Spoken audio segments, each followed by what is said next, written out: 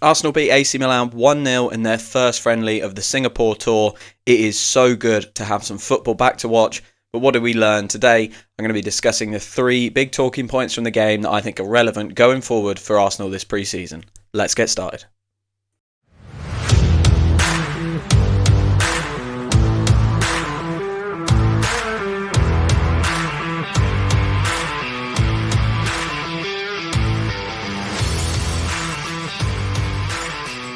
Hello and welcome back to another episode of Arsenal Unfiltered, your 3 times a week dose of Arsenal coverage with me, your host Mark. This podcast is for you if you like talking Arsenal without filters or agendas and just get into the crux of the topic. The topic today is Arsenal 1, AC Milan 0. I'm going to be diving in a little bit to everything that I think we've learned about Mikel Arteta and what this pre-season might bring.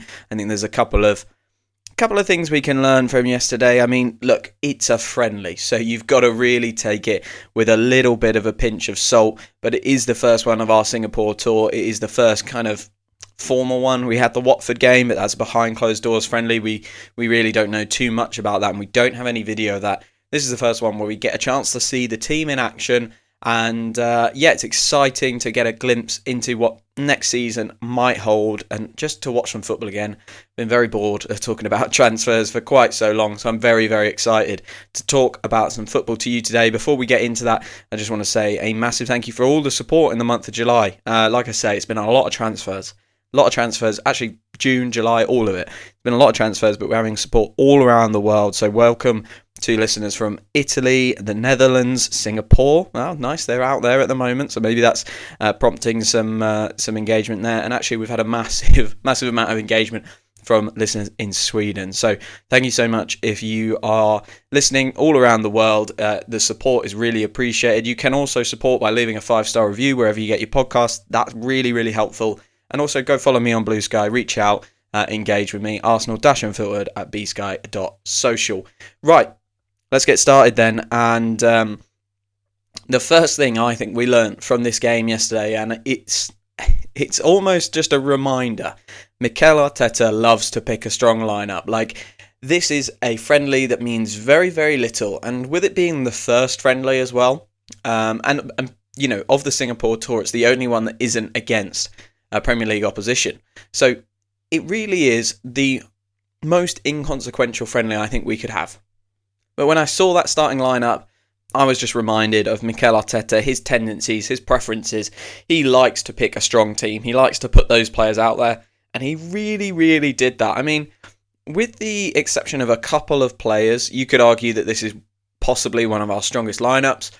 You know, if you switched Calafiori out to left back and put Gabriel in at centre back, Zubamendi in for Norgard, Ødegaard in for Nwaneri, there's a very strong argument to say that is the best that Arsenal can line up in the current system, without Gyökeres coming in yet and without Madueke joining the tour. I mean, you might even argue Martinelli is still in front of Madueke because we really don't know if he's going to play off the left at all yet. So there is lots and lots of high quality out there. Saliba, Saka, Havertz, Rice, David Raya for one as well. You know, he has gone very, very strong. And I think the first thing we've learned is how much were we expecting to see some of the youngsters start? How much were we expecting to see rotation? And actually, I think it's going to be very, very clear.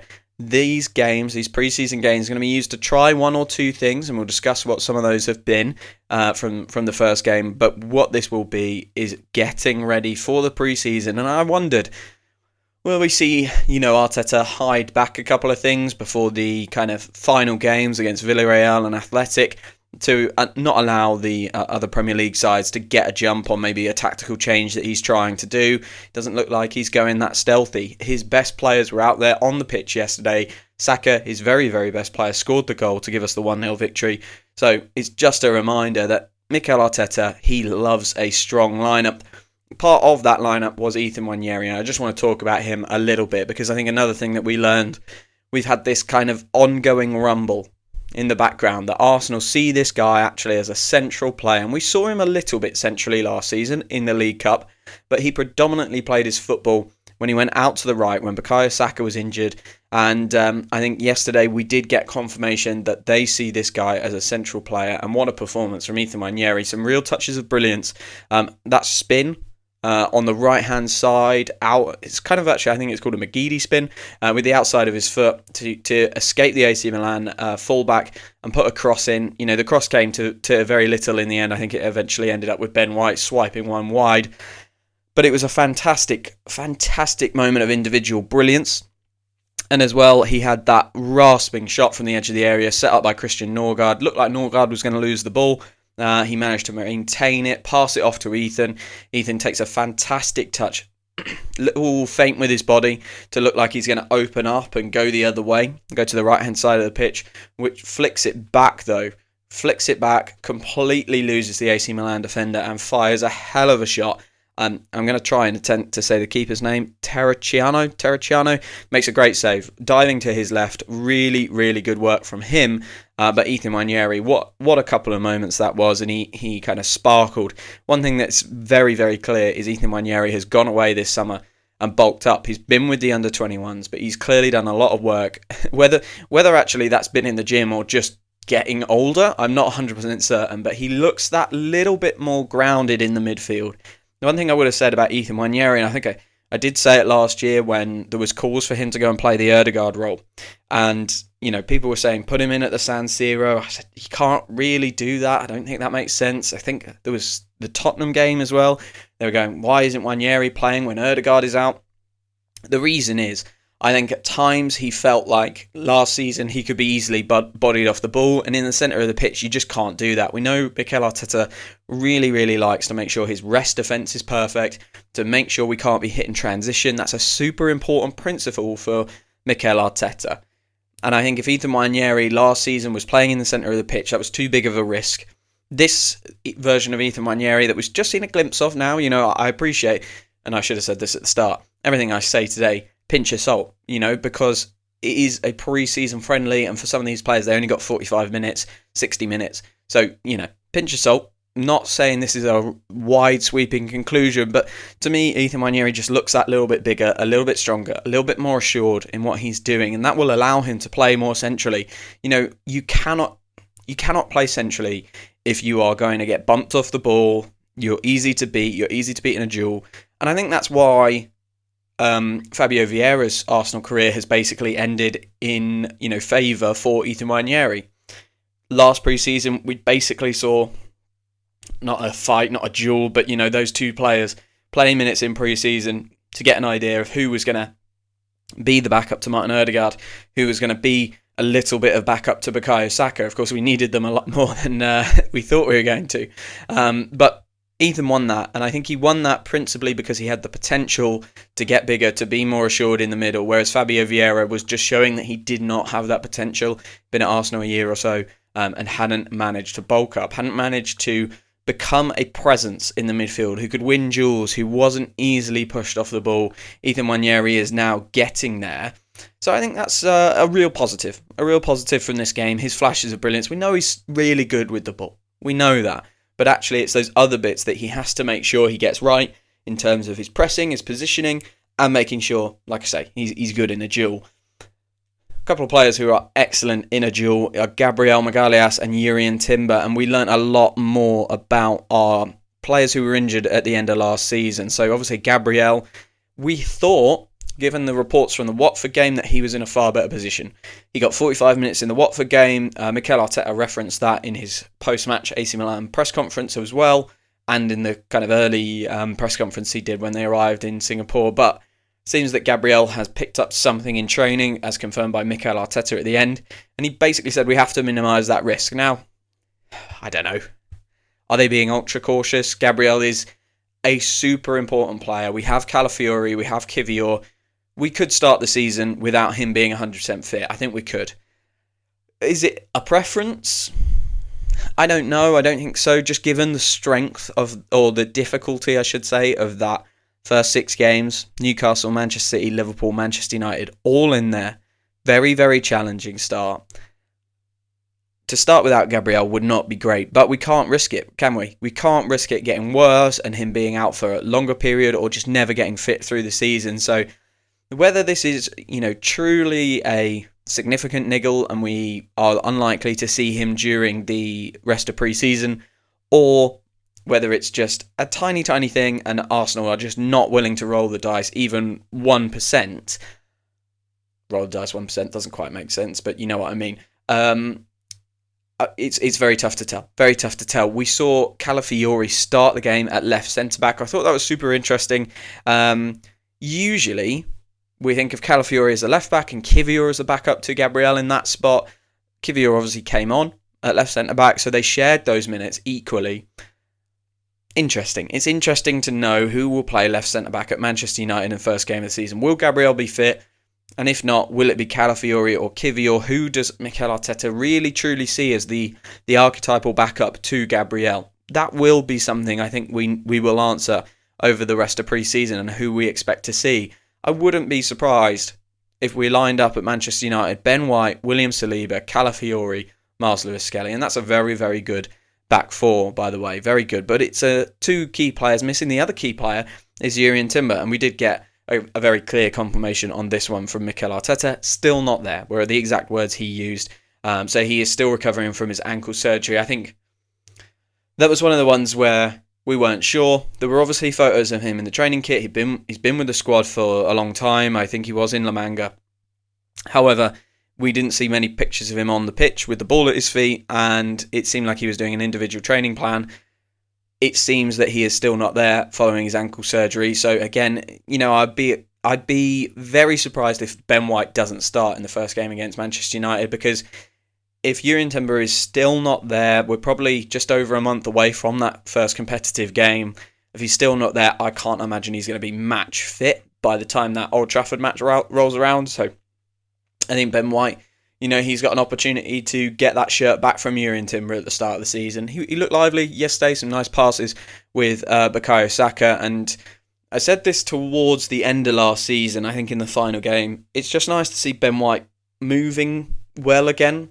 For so long we watched him play through niggles, play through difficulty, mainly caused by injuries to other players. He played so much in that season that Jurrien Timber had his ACL, Tomiyasu never available, so he did all the hard work in that right back spot, played through so many injuries, and eventually we got Jurrien Timber fit, and it's almost like Ben White's body gave up at that point. To have them both fit would be wonderful next year, and if we can keep Odegaard and Saka fit, that side of the pitch is absolutely locked down, in my opinion.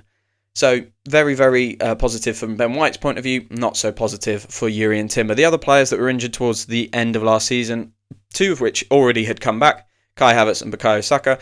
Bukayo Saka, he came back far earlier in the season. He got his goal yesterday. Bit of a scrappy finish, but a lovely cross from Kivior, I should say. Should make sure I shout that out. He's another one like Ben White. It'd been a while since it felt like we could see him move well. And yeah, I'm really glad to have watched him yesterday and seen some of that trickery, some of that pace. He'd shown glimpses of it, but he just couldn't produce it for full games after his hamstring injury last year. So I'm really excited to see how this preseason helps him, how it helps him get back to 100% fitness, 100% sharpness. Havertz, again, similar sort of story. He had just made his way back last season, but he looked very, very mobile, very physical. He's obviously done his bulking up over the summer that everyone's been talking about. So very, very good to see him. Another player who got an injury right at the end of last season was William Saliba.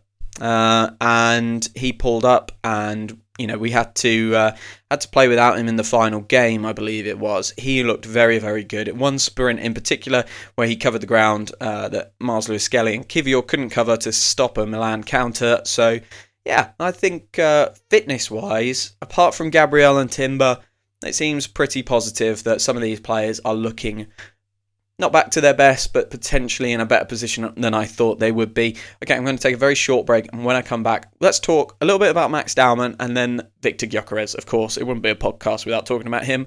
Back in a sec. The new season is just around the corner, which means Arsenal are returning 2 times a week, matches coming thick and fast. Arsenal Unfiltered is going to be there covering every single bit of it. So if you don't want to miss a thing, make sure you follow Arsenal Unfiltered wherever you get your podcasts from. And if you're feeling really generous, a 5-star review goes a long way for helping more Gunners find this podcast. Thank you so much. Welcome back to part 2 of this episode of Arsenal Unfiltered, the first match review podcast in a very, very long time. Very exciting. In the first half, we spoke about some of the things that we learnt from this Arsenal victory against AC Milan. Reminders that Mikel Arteta only picks very strong lineups. Reminders that Ethan Nwaneri can play in the middle, and that's where Mikel Arteta sees his future. And some news about the injured players, or their recovery, previously injured players. Now, I just want to talk about some new players that we saw very briefly. Want to touch on Norgard and Zubimendi.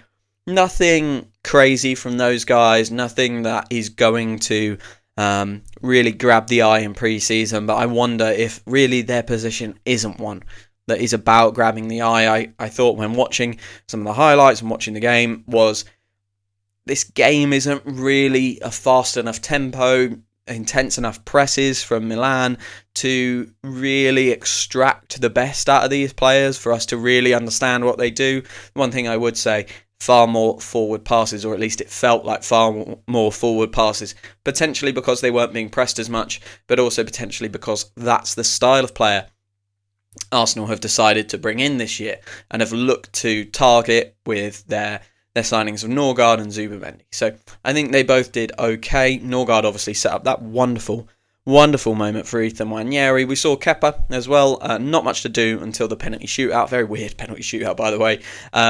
He did a good job, saved a couple of penalties, looked kind of assured in that role.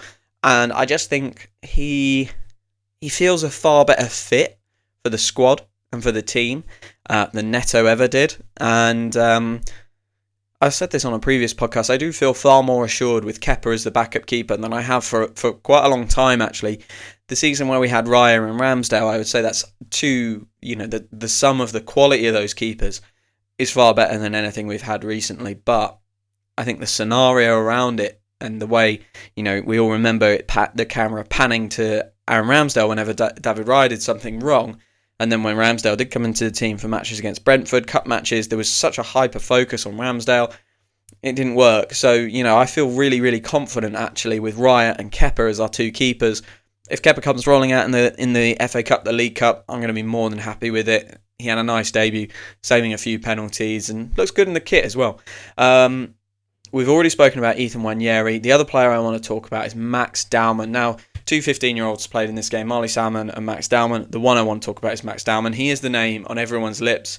And I think Marley Salmon, people haven't had him on the radar for quite so long, so I think it's very unfair to talk about a 15-year-old kid that no one has really had an opportunity to learn, get to know, understand at all yet. So I'm not going to talk about him. I am going to talk about Max Dowman because I think he's been a name on Arsenal's fans' lips for a very long period of time.